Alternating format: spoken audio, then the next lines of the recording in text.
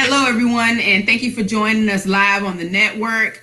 This is April Garner, founder of the network, and of course, we come to you every week with COVID-19 updates and special guests to talk about challenges and issues that affect our communities as a result of this COVID-19 crisis. We have a very special guest today, and of course, joining us as always is Dr. Winston McIver Jr. of Waccamaw Primary Care. We have Marilyn Hemingway of the Gullah Geechee Chamber of Commerce. And we also have today with us State Representative Terry Alexander, who will talk to us about the education piece and be a part of this conversation and the impact that COVID-19 will have on the state of South Carolina as we prepare to return to our schools and campuses in the fall. So I know that typically we start off with the COVID-19 updates with Dr. McIver, but today we're going to just kind of kick it off with the top of the discussion, which is, of course, one of the biggest questions that everyone has concerning COVID-19, its impact on education. One of the things that Representative Alexander and I talked about is the fact that what is happening now is not what it will look like in 6 months. And so let's kind of tackle that and set the stage for what your work is all about, Representative Alexander, in the state of South Carolina. Well, thank you very much, April and Doc and Mrs. Hemingway, for allowing me to share this platform with you all. I've followed you all a couple of weeks, keeping up with the data that my good friend and Fred are presenting to us in this area. Good information.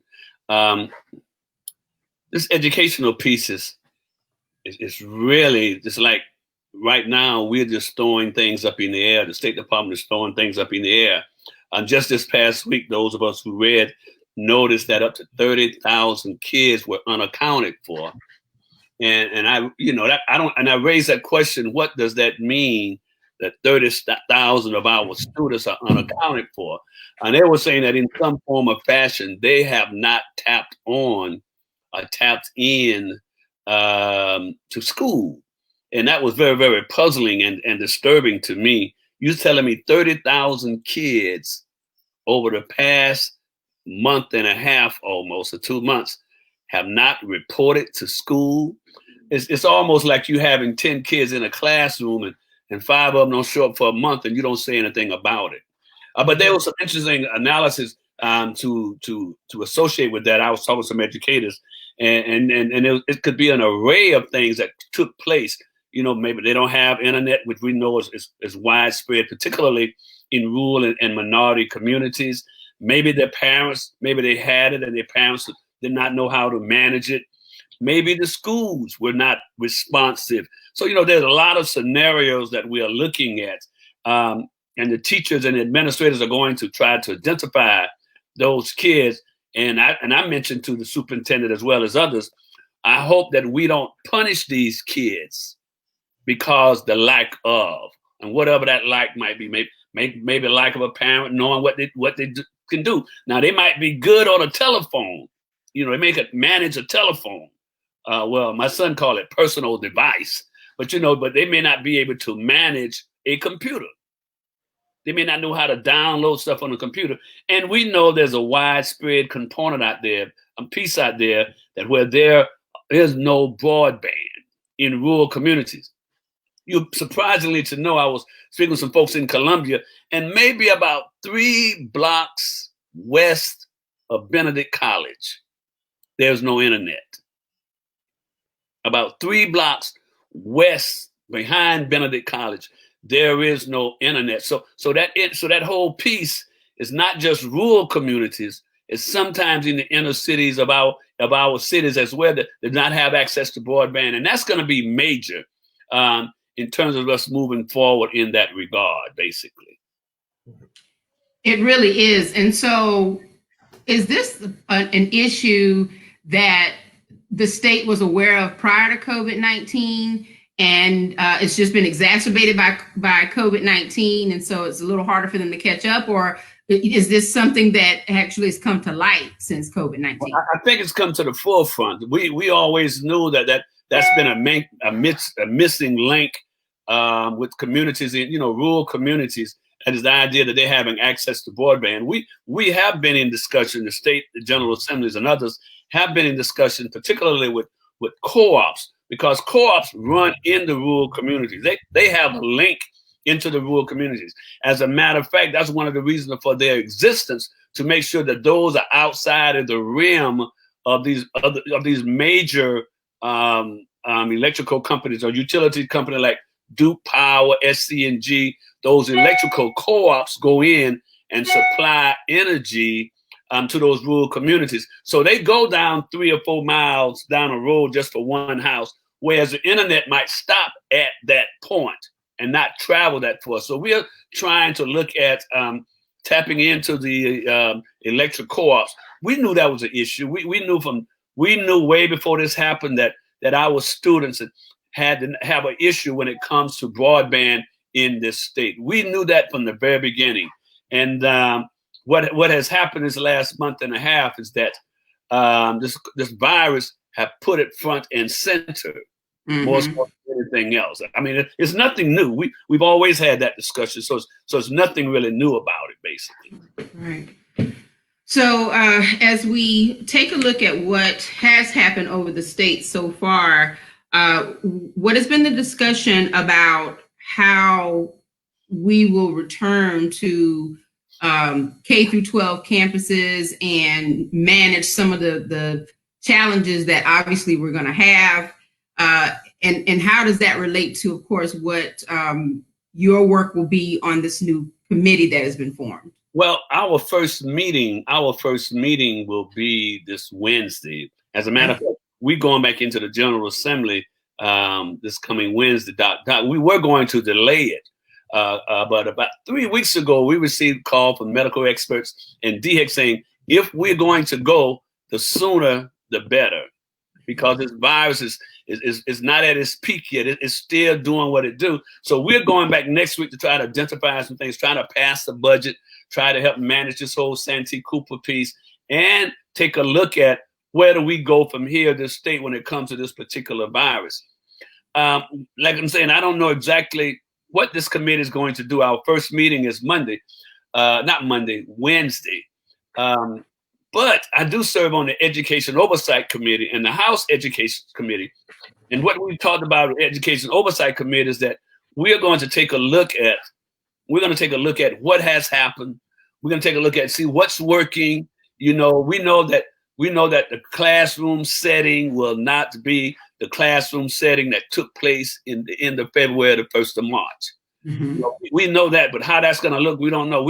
We know that we can't put 60 or 70 kids on a bus.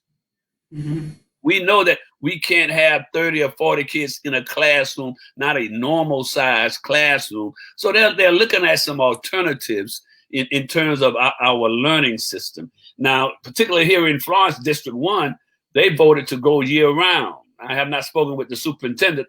I don't know how that's going to look now, you know, going year round, what that's going to look like. And that might be a pretty good alternative. That means that you can spread the kids out, spread the teachers out, and spread the staffs out. I mean, you're talking about bringing, you know, from time to time, I go to one of my nephews, I go to school with him to lunch. And man, you got 100 kids in a small little lunchroom. You know, that's not going to happen anymore unless we get a handle on this virus.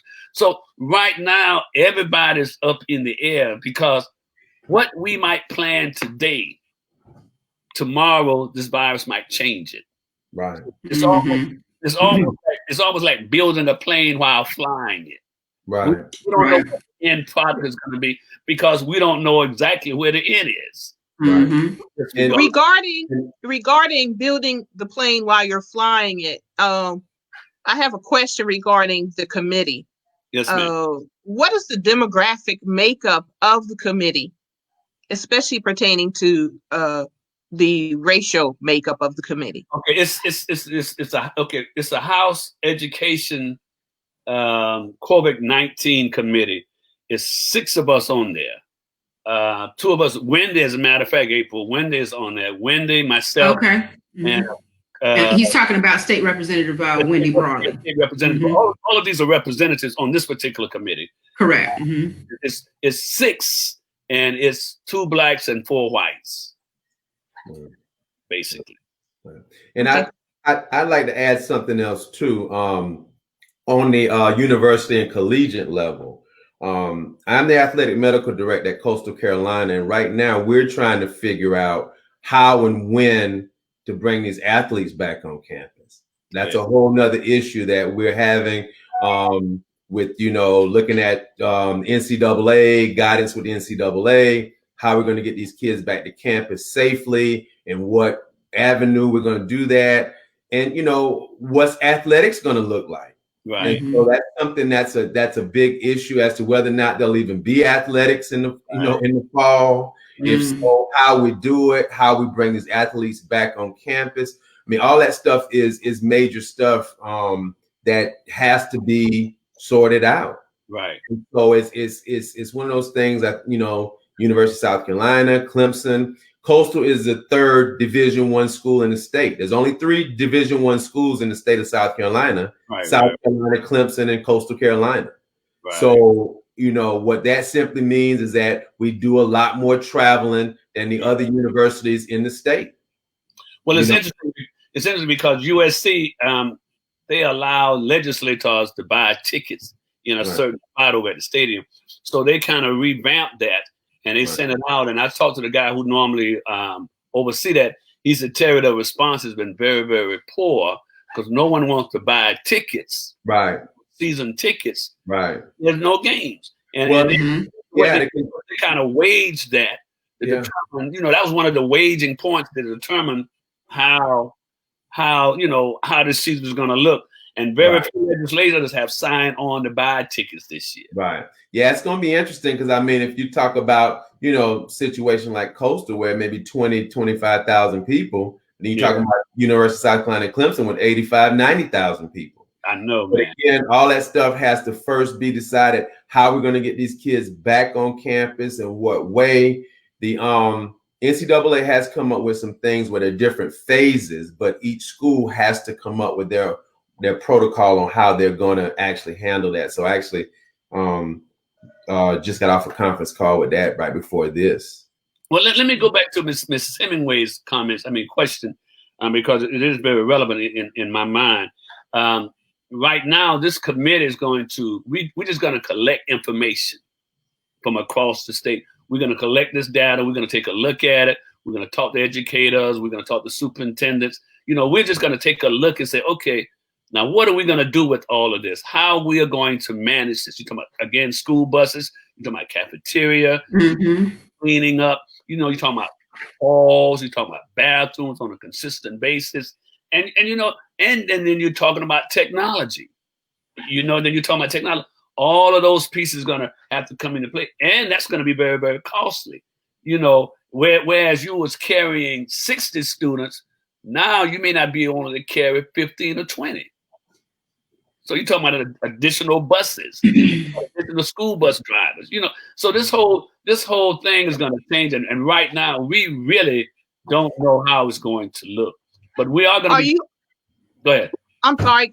Are you also considering daycare centers in that? Because, where are the parents going to leave the kids who are not in the school system? Where are the teachers going to leave their kids on the way to school? And that's absolutely right. And that's a whole different piece because some daycare centers are already open. Right. I can't put my arms around it. My granddaughter was going to one. I told my son, I said, no, don't do that, man. We'll figure this out. We'll figure this thing out.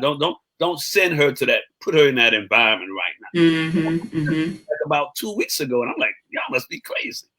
They must not be reading the papers, Yeah. So that's a whole nother different piece that we're going to talk about. But in this particular committee, Ms. Hemingway, we're going to have that discussion about from K through 12 all the way up and how that's going to look and how much that's going to cost. Exactly. And that was one of the things that we talked about when we were having our prep call and kind of preparing for this discussion. We really just kind of talked about how all of these issues are really compounding issues. Right. And in the scheme of things, when you think about the situation in South Carolina with South Carolina education, it doesn't seem like it's going to be an easy fix. It's something that definitely has to be thought out in a very thorough way, because we already have shortfalls in some districts and school districts that are having problems, in terms of budgets and having the resources that they need. Now you're saying, okay, we have to change the dynamics of your school district to accommodate X and Y and Z. So, it sounds like there's going to have to be some prioritization as far as which districts you support and in what order. I just can't imagine you having to do it all at one time. It doesn't sound like there's a one-size-fits-all solution to this. And not only that, too, you're absolutely right, because, for the most part, each district gets the same amount of money per student from the state. Mm. But the money that comes into a lot of these school districts comes from a local community. If you look at your tax statement, particularly here in Florence, if you look at your tax statement, you will see like 65 or 70% of your money go to the school district. Mm-hmm. So those kinders who have a robust industry, who have a robust economy, they're going to probably do well.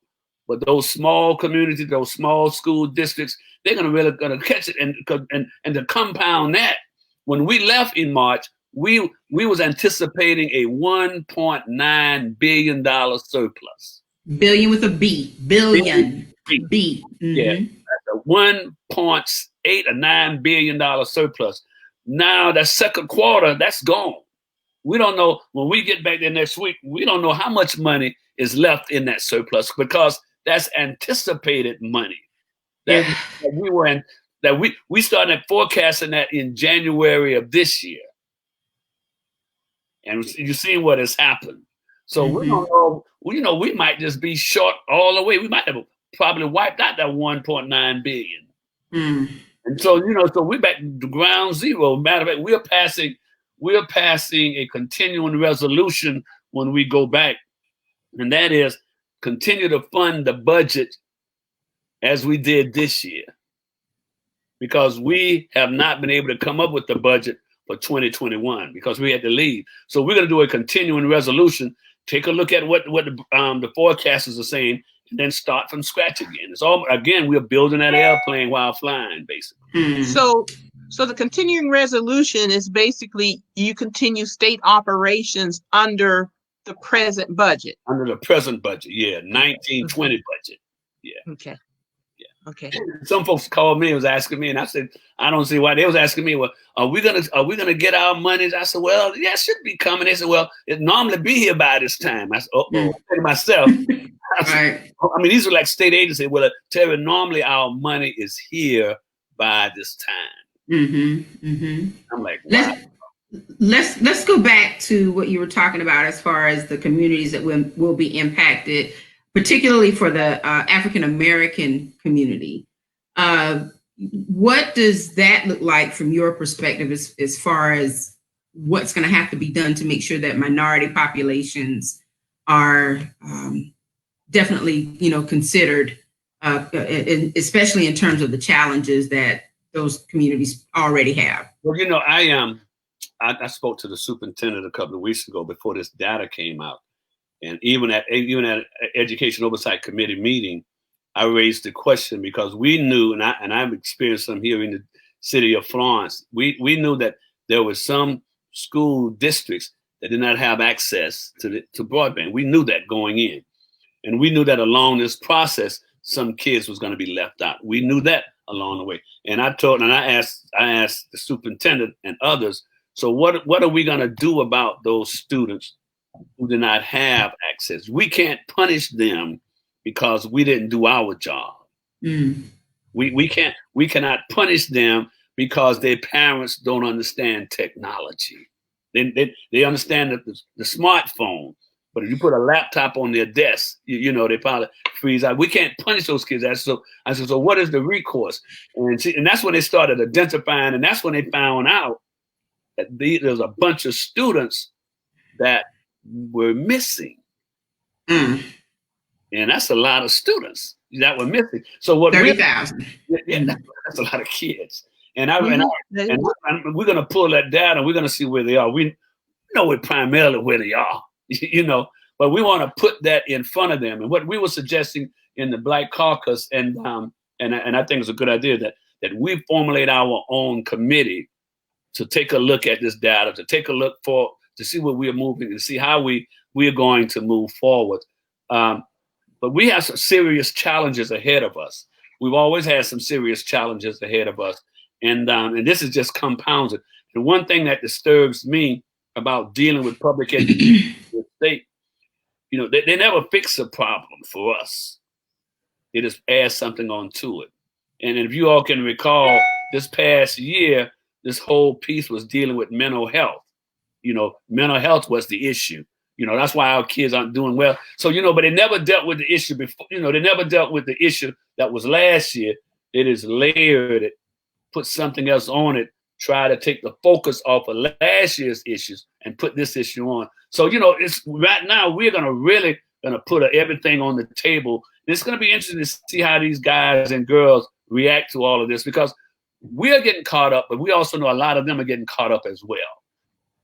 Well, this is reflective of our health disparities, mental health, access to mental health treatment and care. That's a health disparity issue in the African-American community. And this is just compounded by the pandemic. It's just one more health disparity we have to deal with. It's interesting now, it's right. And man, I'm putting together an ed op right now.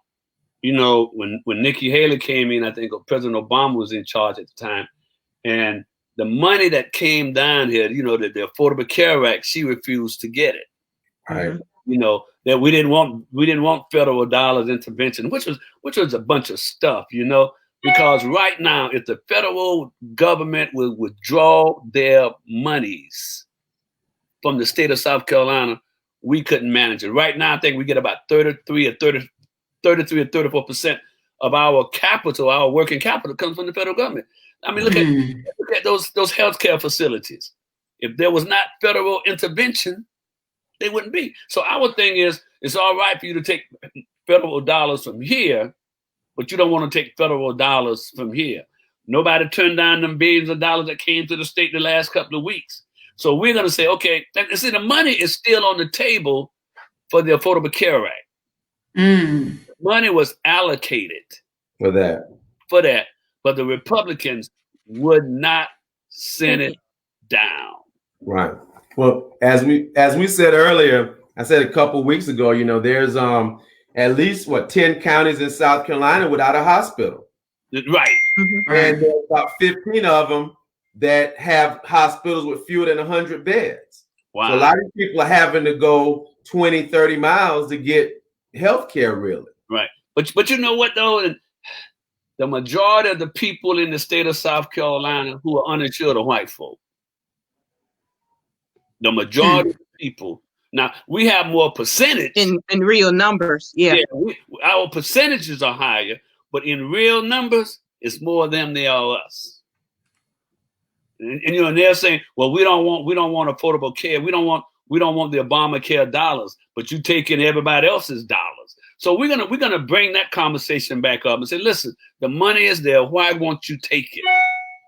That's why. Go ahead. I'm sorry. Go ahead. And that's what's happening here. You're taking these federal dollars, but you're not taking these federal dollars. And the deal is that, the Democrats, we are outnumbered. We just outnumbered. It's just more of them, they are us. And that's what happens, And I tell folks, if you want to change the process, then change those who manage the process. If you want to change how things are done, then you change those who are in charge, and that us, the elected officials, basically.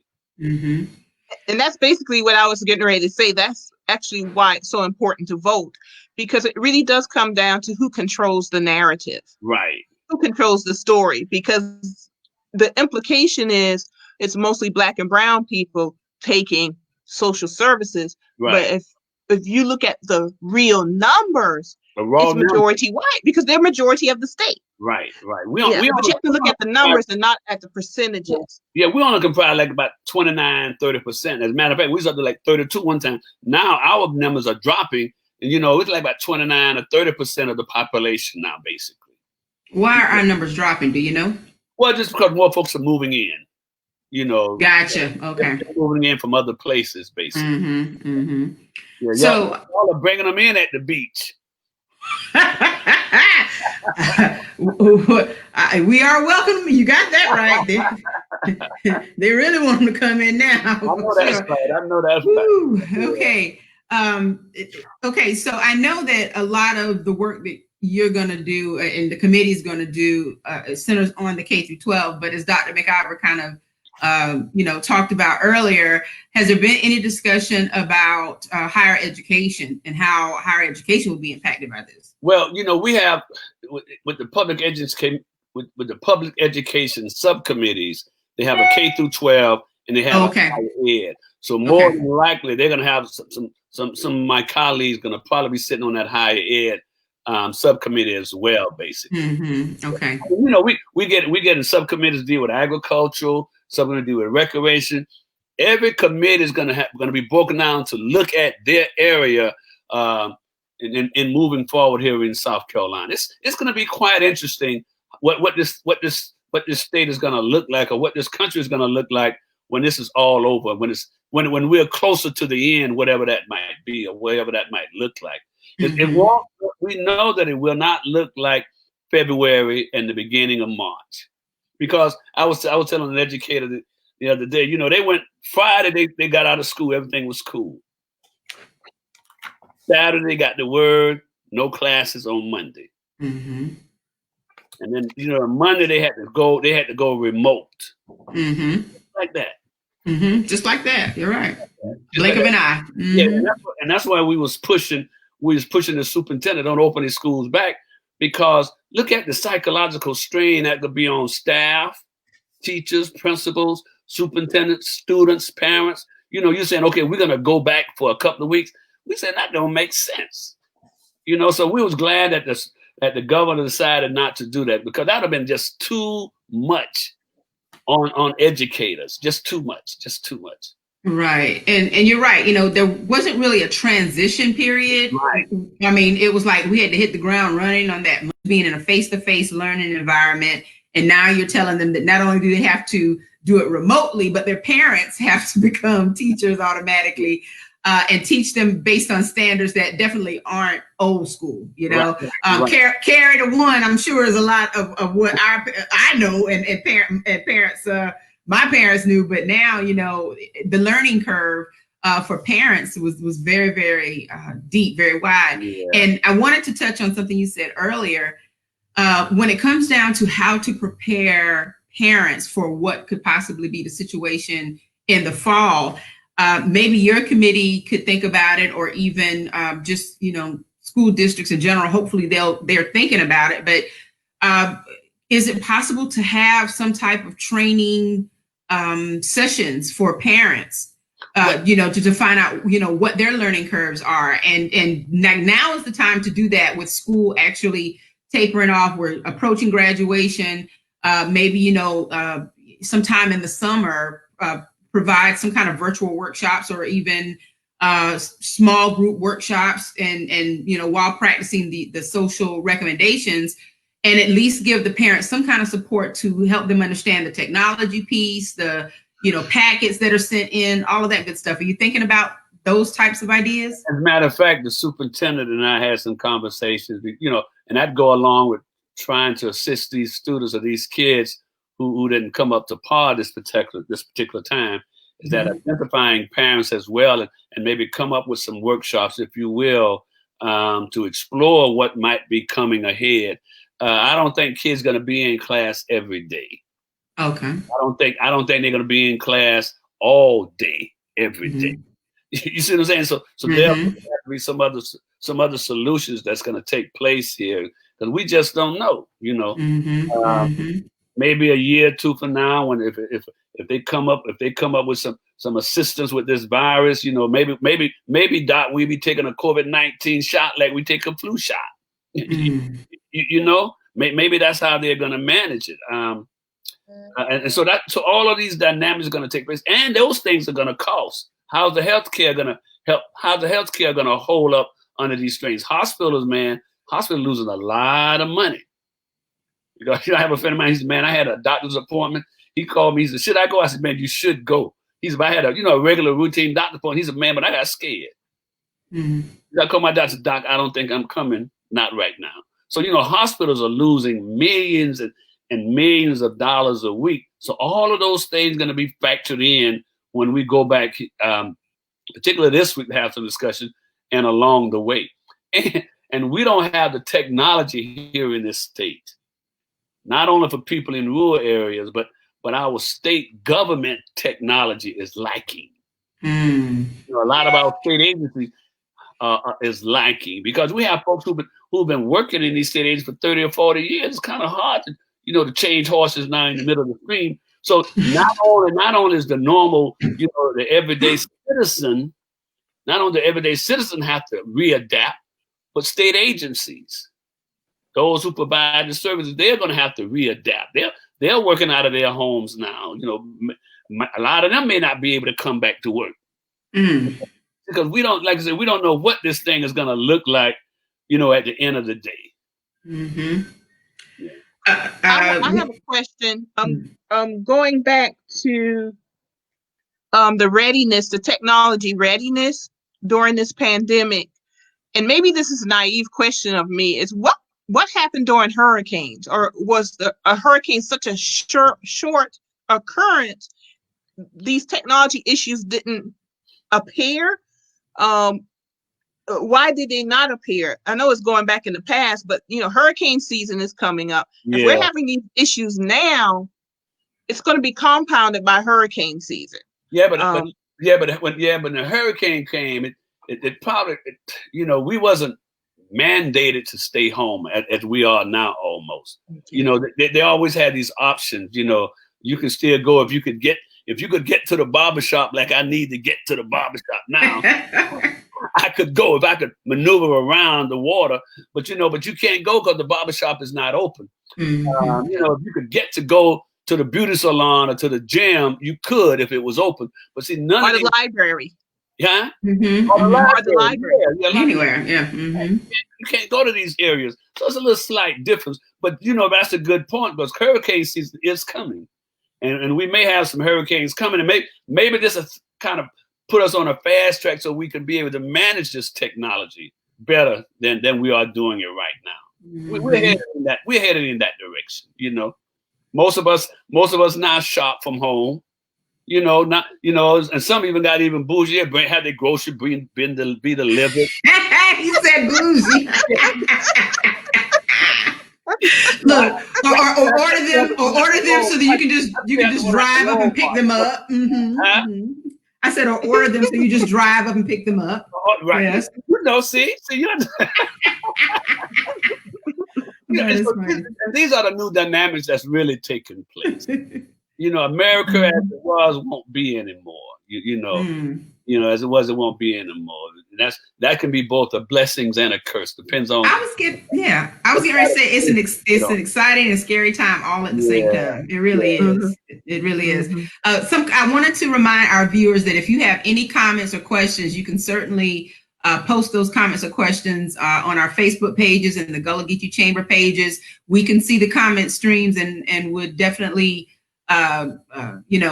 communicate those comments or questions if appropriate to our guests. And of course, Dr. McIver is going to be up in just a moment with some COVID-19 updates, and I'm sure that it will all help to connect the dots as far as what we're talking now. But there's one comment, someone who asked, and I think we've already answered this question though, are there any parents on these, I think you meant committees, and State Representative Alexander said that these committees are made up of state representatives who will be looking at the different aspects of, what's affecting education. Yes, sir. Now on the Governor's Accelerate South Carolina committee, the superintendent has put some teachers on her committee. She have a subcommittee to look at some educational issues. So there are going to be a lot of committees all over the state analyzing this whole piece. But there are some parents and some teachers on that particular committee. Okay. But that's good. I guess that's kind of gives us the feeling that there are some everyday people. Yeah. Not that you're not everyday people, but the commoners. Yeah. I'm saying folks like you go to the grocery store and pick up their groceries at the store. I understand completely. I tell you, that is something else. And there's a comment that's coming in about, and this person is actually an administrator in his school district, that they've been offering digital sessions for parents.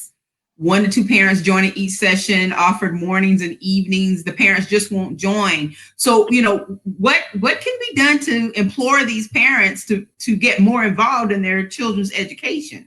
I don't know. That kind of connects to that 30,000 kids missing piece. That has something to do with, if we had that in a jar, we could sell it and all get rich. How do you engage parents? And how do you get them involved in the educational system of their kids? And we find out that they're good in elementary school, but then as they go to middle school and high school, parents kind of back off. But how do we engage them? What do we need to do as educators, as professionals, to engage parents in that process? And that is a process, even giving them training is not going to be enough. It should be an ongoing thing. And there is no magic wand that we can tap or click our heels 3 times and says, this is what's going to happen. It's just part of our system right now, which is sad. I taught computers at Bell South about 15 years ago. And obviously it was to adults, but I made an effort of speaking to the African-American adults in my computer classes to let them know your kids need to be learning computers now. And right. Their answer at the time was, well, they do know computers. They do Microsoft Word, they do PowerPoint, they're playing games all the time. And what I realized was we had a consumer mindset. Yeah. We didn't have a creator mindset. And a consumer mindset, you're always being fed information. You're not using critical thinking skills to realize it's one thing to create a PowerPoint presentation. It's another to know the computer programming that creates the PowerPoint itself. Yeah. And a lot of our parents had this mentality, because my kid is creating these presentations in school or they're playing games, that they know computers. Yeah. And there was a serious disconnect. And I think that's part of what we see now, is that parents, and it's interesting what you just said, Representative Alexander, that they're involved more in the elementary, and as the kids get older, you see them stepping back. That's part of it. It's telling us that they're thinking, oh, the kids know enough, I can be hands off. And you can't, because the mindset has to be of a creator.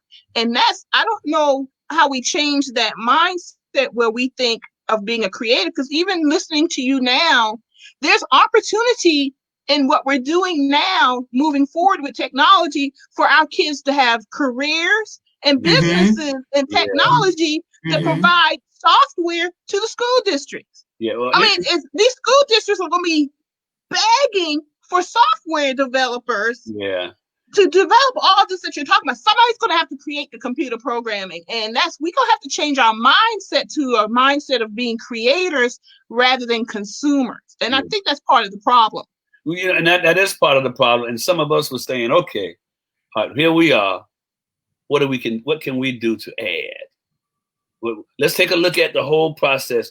How can we go and say, okay, we can do A, B, C, D? I've been on 2-3 Zoom calls this week, with the caucus, with the House Democrats and another group. And there was always somebody wanted to come before us to sell us a service. You know what I mean?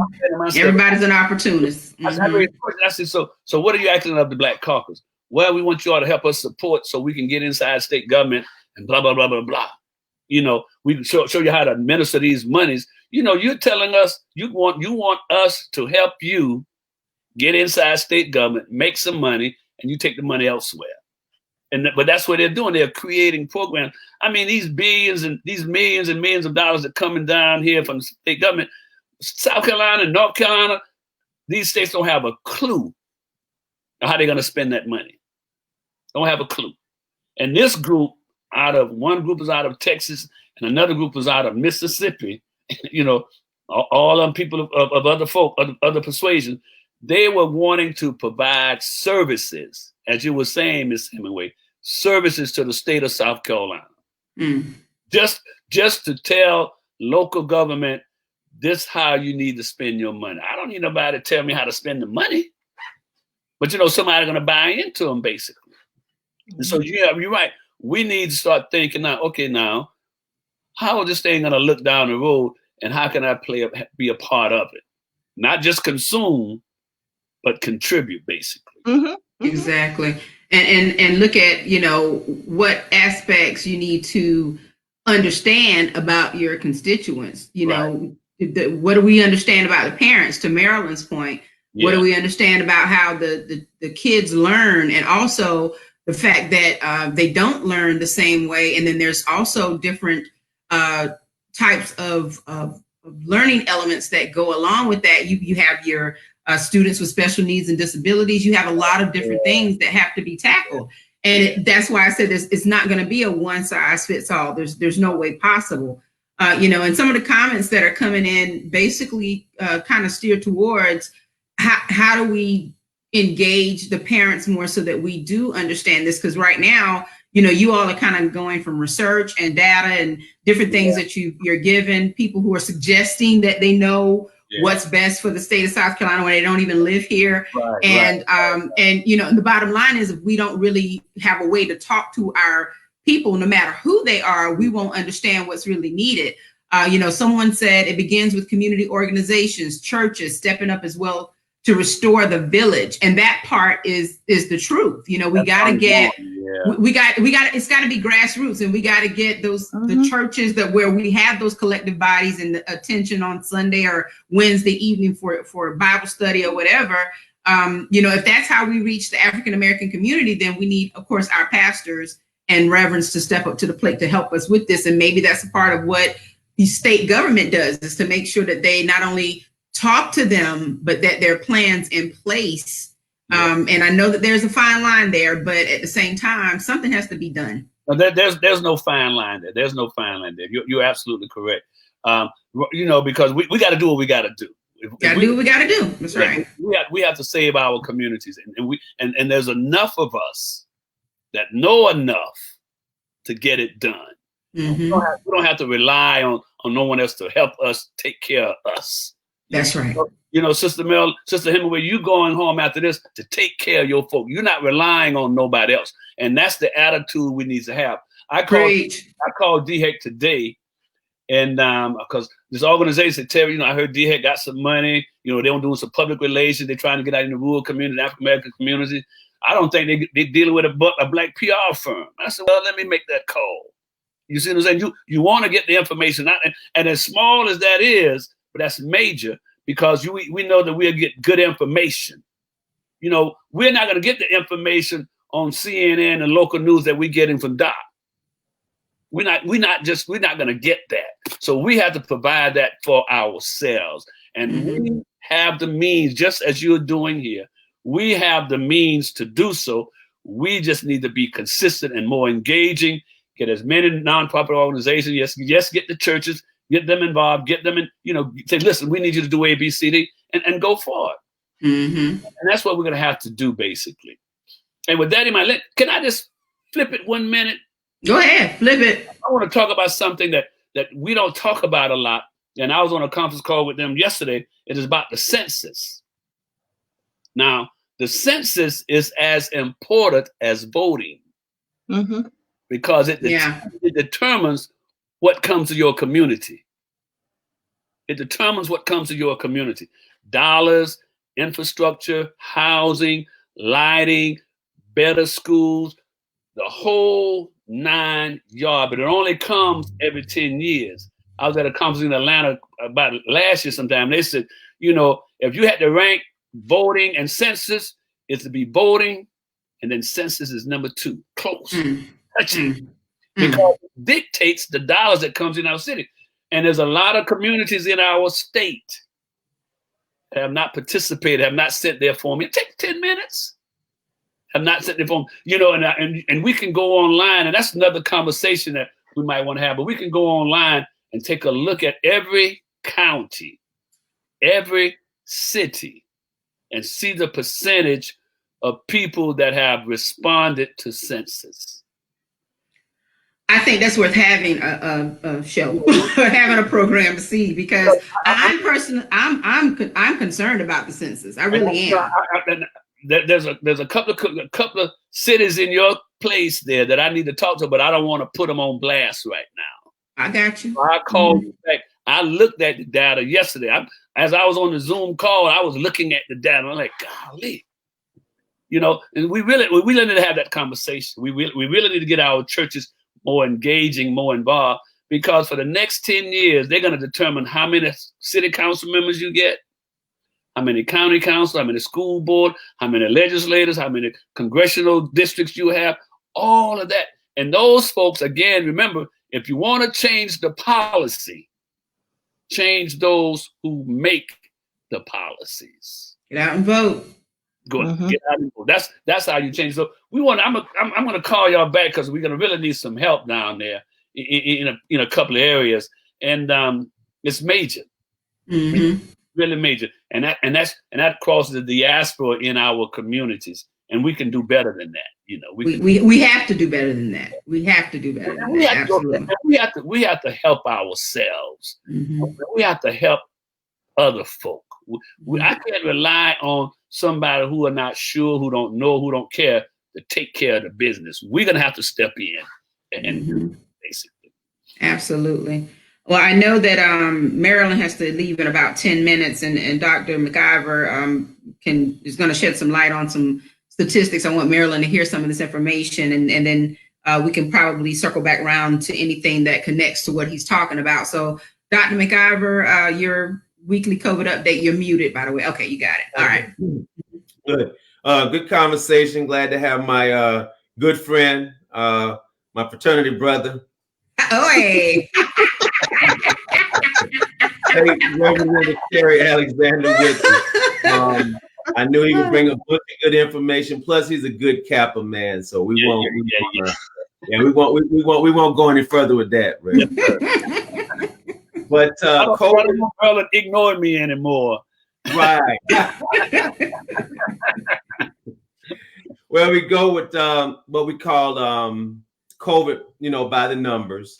Worldwide, in the last week, the number of cases, positive confirmed cases, have gone from 3.4 million up to 4 million in the last week.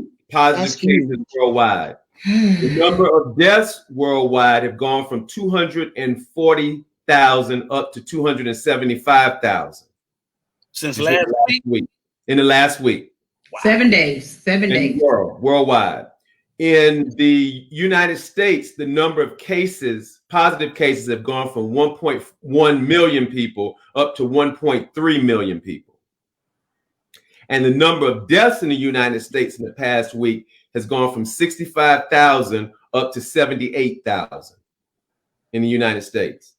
Now, South Carolina specifically, in the last week, the number of cases have gone from a little over 6,200 to a little over 7,300 positive cases in South Carolina.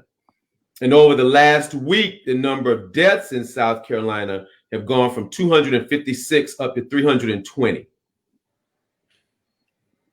Specifically in Horry County, the number of cases have gone from 242 up to 251. The number of deaths have gone from 16 to 18. Georgetown County, the number of cases have gone from 43 to 50 in the last week. The number of deaths stayed the same at 3. In Florence, there's 399 cases and 20 deaths. Now, as I say every week, these numbers are grossly under what the actual number is. Just last week, we just got over testing over 1% of the population in South Carolina. There's 5.3 million people in South Carolina. We just got over 70,000 tests this week. So we're still 98% of the people have not been tested. So we know the numbers are off. Another thing that we know is that a lot of people are actually dying at home from heart attacks and strokes before even getting tested. So a number of these people who have died from heart attacks or strokes, actually, in a lot of cases, I can't say all, of course, but in a lot of cases, it may have been COVID related. Wow. What we're finding is that there appears to be a link between hypertension, poverty, and the people that are dying from COVID. So in a lot of ways, this COVID-19 is acting almost like a cardiovascular condition. If these people have uncontrolled diabetes, uncontrolled hypertension, they're in poverty, and they test positive for this, and if they end up in a hospital on a ventilator, the likelihood is they're not going to come off. So it's very big. Some of the other things as far as South Carolina goes, the number of cases, percentage of cases in South Carolina, about 54% are women, about 44% are males. What? But in the deaths, it's just the opposite. We have about 55% of men that are dying, and about 46% of women that are dying. So give that percentage of women again. So women make up the majority of the cases, but men make up the deaths. Okay, all right. Right. The average age in the in South Carolina, the average age of positive person is 51. That's young. I'm 50 years old. You're right. You're right. We're 50. We're 50, Doc. Right. Maryland. So that's the average age. That number is dropping, huh? Right. Exactly. Yeah. Exactly. 51, and about 40% of the cases are between 50 and 70 years old. So that's prime working years. That's prime working years. Right. We're in the prime of our lives. Right. That's devastating to the economy. Right. Yeah, 40% of the deaths are 50 to what? 70. And then the other portion of what? Below 50? Yeah, below 50 for the most part. What we're finding is that the number of cases of strokes are going up in the younger folks. So a lot of people are coming to the hospital with strokes that are younger folks that are having these issues going on with the blood vessels, and it was perceived as being inflammation in the blood vessels, creating strokes. Whoa. And the problem with that is that, if these people don't get to the hospital in time enough to get these clot busting medicines, a lot of times they will end up dying. Wow. Because there's a window that we have in medicine that we can give those clot busting medicines. And if you're not there to get those medicines at X amount of time, then you're going to miss a big part of the treatment for this. Wow. For the strokes. Some of the newest things that have come up is there's a lot of these models that have come up on how many deaths are being, expected to happen based off the numbers. But it's expected that we probably will get somewhere in the neighborhood of 120 to 150,000 deaths by August the 2nd. Yeah. That's big. As it stands right now, by Sunday, 44 states are scheduled to at least partially, if not fully, open up by Sunday. 44 states. These states are opening up prematurely. Even from the CDC task force, the White House task force, it said there really shouldn't be any increase in those opening up unless you have 14 consecutive days of reduced numbers and have robust testing in place, which neither one have happened. As far as unemployment goes, it's expected that unemployment is going to reach about 16%. That's almost 1 out of 5 people unemployed. Now, as far as the treatment goes, there's right now 8 vaccines that are in clinical trials worldwide, US, China, and UK. 8. That's in phase trials. Now, when we talk about phase trials, phase 1 trials typically have a few dozen people in the studies. Phase 2 have a few hundred. Phase 3 usually have thousands. So right now there's some phase 2 trials going on with some vaccines. But there are over 100 vaccines that are in labs being tested right now, still in the labs. But there are 8 of them that they actually are testing humans right now with these vaccines. Doc, how long does it take them to determine that a vaccine is indeed appropriate for humans? Well, in times past, a vaccine being prepped is anywhere between 15 months to 3 years on average. They're now doing these vaccines in months. So as far as going to clinical trials, there's a hope that by end of the year, January, there may be a vaccine that may be available. But again, still, we don't know, because those vaccines have to prove two things: safety and efficacy. If they don't prove safety or efficacy, they won't be able to get the approval. Now, a few other things I do want to mention. These are some terms that you probably have heard or will hear in the near future regarding this. And there's one term called contact tracing. Simply what contact tracing means is that once you find somebody that's positive, you do epidemiologic studies to try and find the origin and the distribution of these diseases. How widespread are they? Who have you come in contact with? Who have those people come in contact with? Almost like a tree to try and figure out and isolate who you've come in contact with that could have potentially passed this on to somebody else. So that's one big thing. But one of the big issues is that we're just not uniform on this approach on how we're handling this internationally, nationally, regionally, states, or locally in a lot of cases. It's just so many people doing their own thing. And that makes it really, really tough. This is, like I said earlier, I studied medical history and viruses. And to me, there's never been anything like this. I mean, to be honest with you, in medicine, we're not even sure all the ways that this thing is transmitted. Right. We know it's a respiratory way. We know it's a contact way. We know there's an oral fecal way where people go to the bathroom and they don't wash their hands. But I want to throw this out there because there's some data that's coming out right now, and I don't even know if I hesitate to even mention this.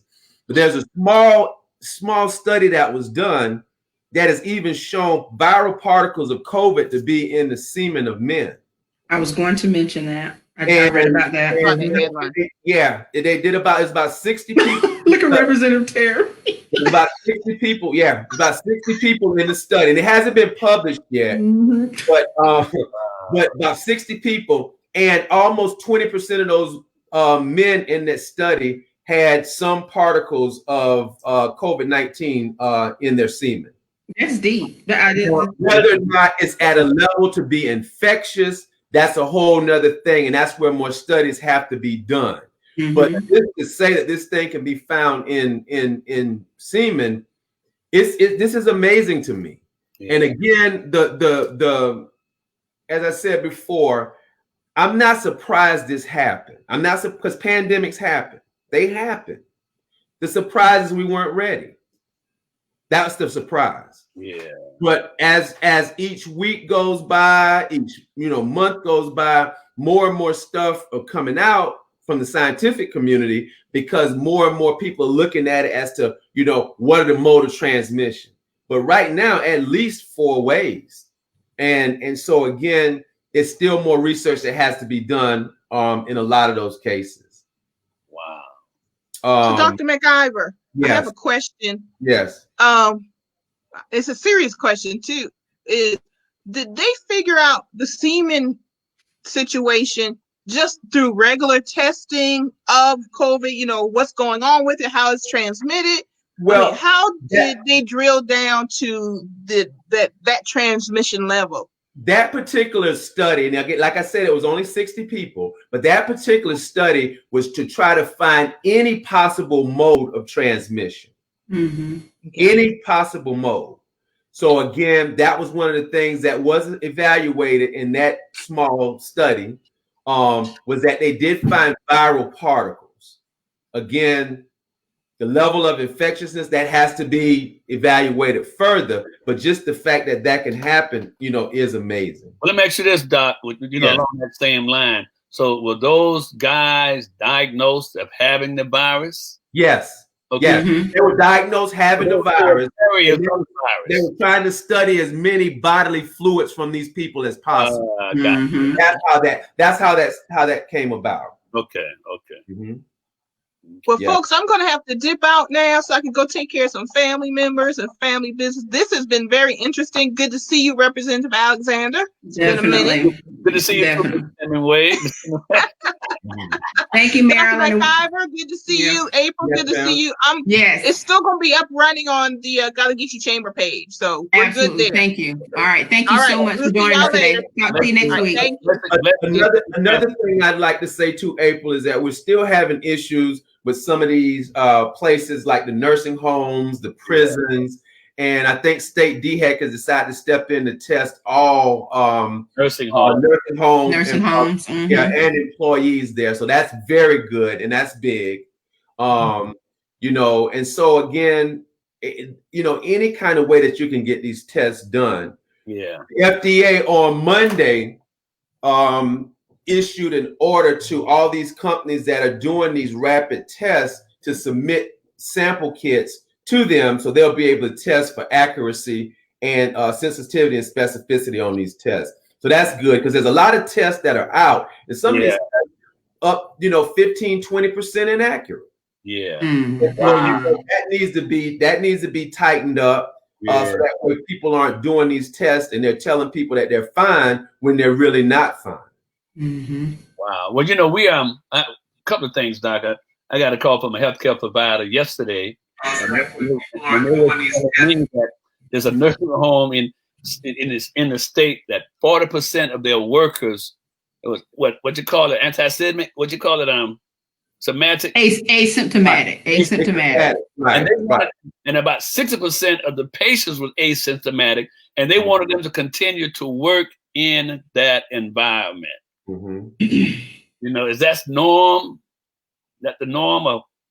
Well, that's what's happening a lot because, like I said, people aren't really testing as much as need to be, and there's still more information that needs to be, you know, obtained on these asymptomatic folks. Yeah. You know, there's even some question about the antibodies, and if you actually have tested positive antibody-wise, what does that really mean? Does that mean you can't get it? Does that mean that you have some level of immunity and protection? And those studies are still ongoing too. In most viruses, if you produce antibodies, which means you've either been infected or exposed, you do have antibodies, and that can help fight off if you see it again. But we're not quite sure with COVID because there's so many mutations that's already happened. In other words, on the West Coast, particularly Washington State, where this really first broke, most of their strains, genomic strains, look like they came from China.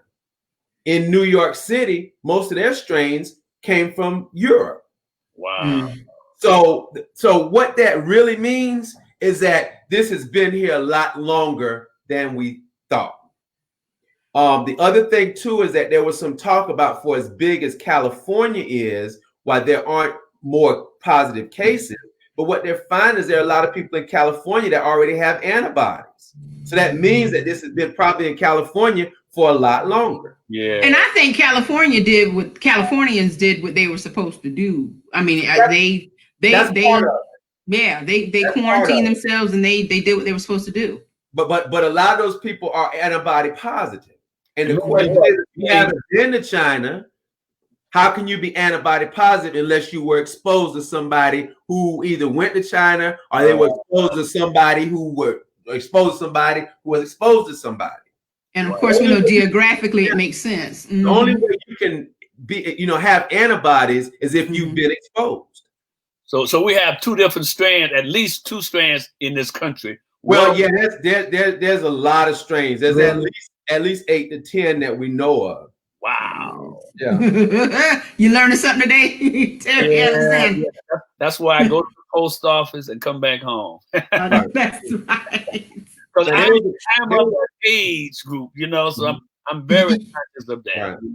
You're gonna be part of the bougie crowd in a little bit, having your grocery to live. Figure that out. I'm trying to. There was a question on Facebook that asked, do I think this will blow up in the fall? And the question is, the answer to that is almost every pandemic has had a second or third phase, anywhere between 2 to 6 months after the initial flattening. Wow. So first of all, we haven't even flattened yet. That's the first thing. The second thing is that by the time we do get to the point where it's going down significantly, and that second phase is likely to happen, it's probably going to be somewhere around September to November. Wow. We're back in the cold, flu, and pneumonia season again. We're just talking about that today. Yeah. Football season. Exactly. Yeah. Well, we started testing here this week. We have 3 sites in the African American community this week. MUSC is working with that. I was on a call with the governor's office Wednesday evening in DHEC, and the Black Baptist Church are in the process of developing a relationship so they can go into the rural communities so that they can do more testing with DHEC. But MUSC is handling one here in Florence right about now. Basically. Right. Yeah, there was another question that was asked. Actually, it was my cousin from Charleston asking about having immunity if you have antibodies. And the thought is that yes, you will, to some degree. We don't know how much protection you have, but it should be at least some degree of protection. Wow. Wow, is correct. I'm telling you, it seems like COVID-19 is Megatron, and we waiting on Optimus Prime to come and take care of things. It's really crazy. I mean, especially when, I thought of that as Dr. McIver was talking, and talking about the fact that we really don't know how this thing came to be, what the plan is, or what its plans are. It keeps mutating, strains are developing. We're trying to find out so much, and it's like something just melted and unleashed something deadly into the environment. And unfortunately, because of this very thing, it means that we cannot contain it at this time. Right. And so, of course, that's going to make the job of our legislators much more difficult. It's going to make the jobs of our local leaders much more difficult. It's just making the job of people in general, everyday life, much more difficult. But it's great that we have the opportunity to have these conversations so that we can continue to educate people as much as possible. Now, what they do with the education is up to them, but at least we are disseminating this information so that people understand from trusted sources what is actually happening in our communities and in the world. It's costing us too. It's costing us more. It's costing us. Mm-hmm. If you go into those grocery stores now, everything is going up. Yes, it is. What about this meat shortage thing? This is crazy. Yeah, everything is going up. The whole store, you're going to be like, well, wow, this the last time I've been in here, the prices, little lower. Everything is going up. So it's going to have multiple levels of effects on us that we haven't even seen yet, basically. Right? Absolutely. April, there was another question about, do we need masks all summer? And my answer is yes. Thank you, Doc. Please wear your mask. Please. Yeah. My answer is yes. That you should still wear masks, particularly if you've got any kind of chronic medical conditions. But just in general, yes, but especially if you've got chronic condition. The other thing too I want to mention, still talking about washing your hands at least 20-30 seconds, still using hand sanitizer with at least 60% alcohol. Still not trying to be in any big gatherings. These numbers have not gone down yet. We have not had 14 consecutive days of declining numbers. We don't have robust testing in place. Still even minimize going out. I'm not saying stay at home, but just going to hang out at Lowe's or Walmart. That still shouldn't be. The other thing too is when you go in these stores, don't touch stuff if you're not going to buy it. Right. You touch the stuff, you're putting your hands on it. You're putting other people already put their hands on it. Just get what you're gonna get. The other thing too, and I reiterate this, is there's some people that are wearing the same pair of gloves all day long. Take those gloves off. Take them off, please. You're taking it from the grocery store to home. So take those gloves off. And those kind of things. A couple other things too. This virus is deadly. I would encourage people to follow the data and not date. There's some people that are getting hung up on, by this date, we're going to do this. Right. This date, we're going to do this. Well, the data dictates what should be happening. We're the variable. The virus is the constant.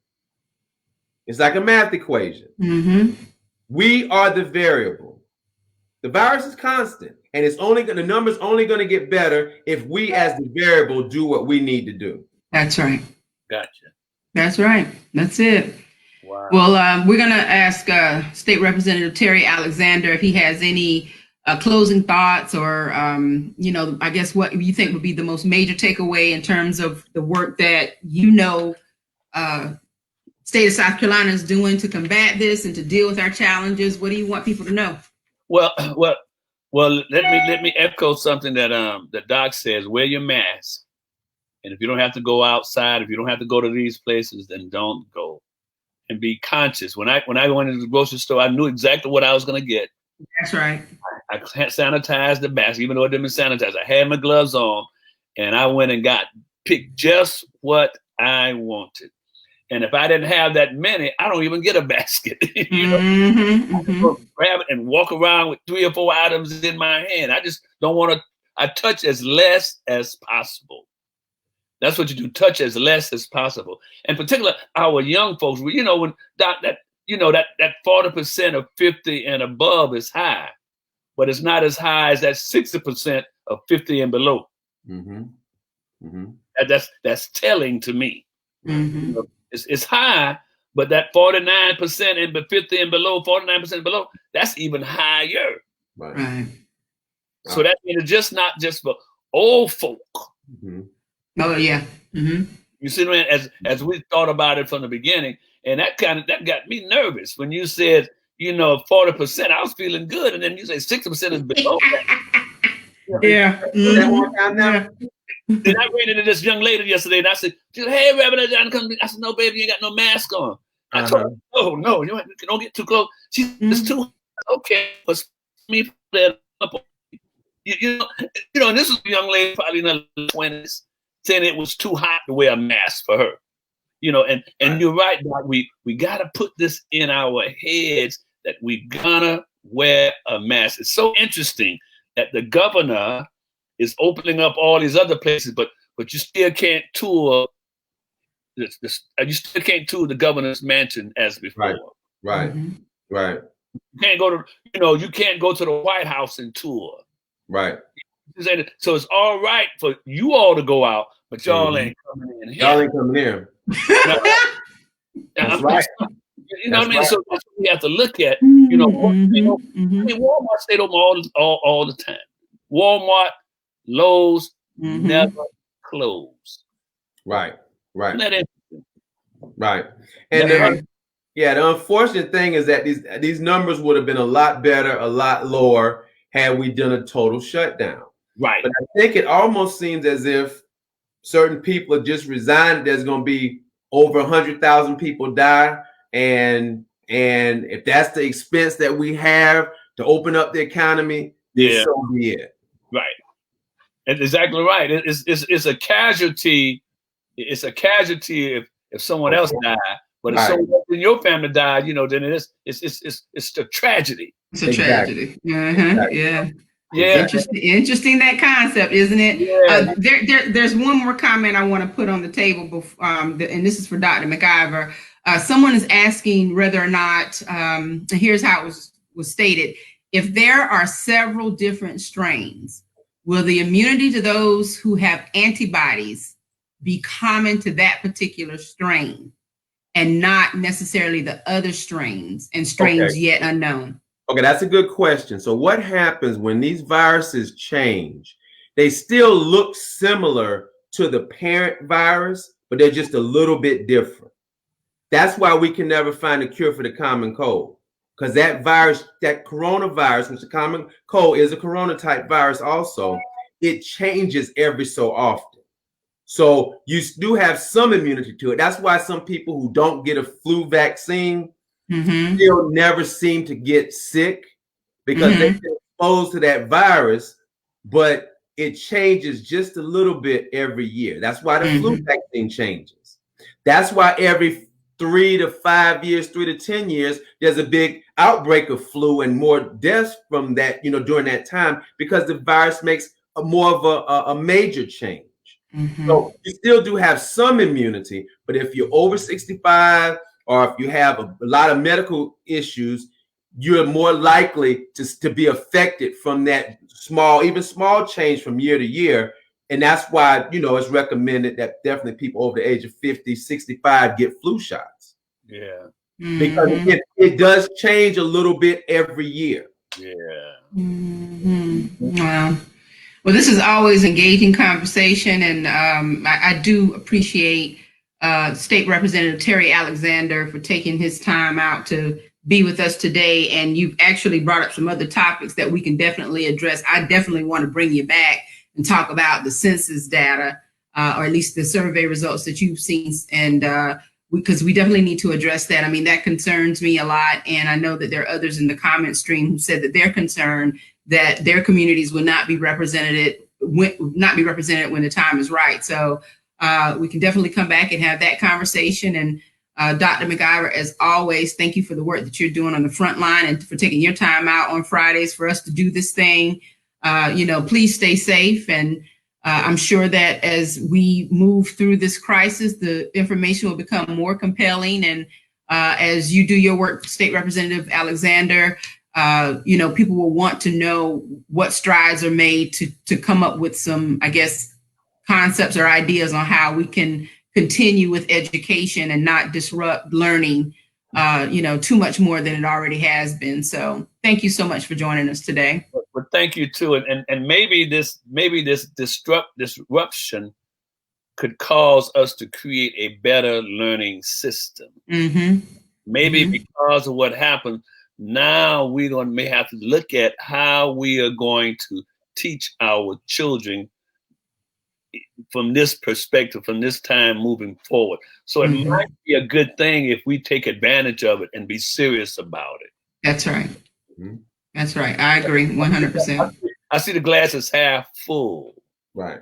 And now is the best time to either reinvent things or build new things, or both, or so that we can make it happen in a much better way. So do you all have anything else you'd like to say to our viewers before we end this week's stream? Just be safe, be good stewards of your community. Remember, what you do may not necessarily affect you, but it could affect a loved one in your house. It could affect your mom, your dad, your grandparents, your aunts, uncles, kids. And so, just use, common sense. Please be careful. Please practice safe measures. Please practice that, because that's so very important. And what I'll say is, let's stay socially connected, but physically distant. Yeah. Exactly. All right. Well, thank you all for watching this broadcast this week. Of course, we'll be back next Friday at 4 p.m. Put it on your calendar. Make sure you don't miss us. If there's something comes up with the broadcast and we will, cancel the live stream or postpone it, of course, you'll find out more about that in the network as well as on my personal page. But until then, we hope that everyone is safe. Happy Mother's Day to all of the mothers who are viewing. And please, by all means, let's just be vigilant about what we should do to help, flatten the curve during this crisis. Thank you all so much. State Representative Terry Alexander, thank you again. Thank you all for allowing me. I've enjoyed it. Thank you very much. Good Absolutely. All right. All right. Take care, everyone. All right. Bye-bye. All right.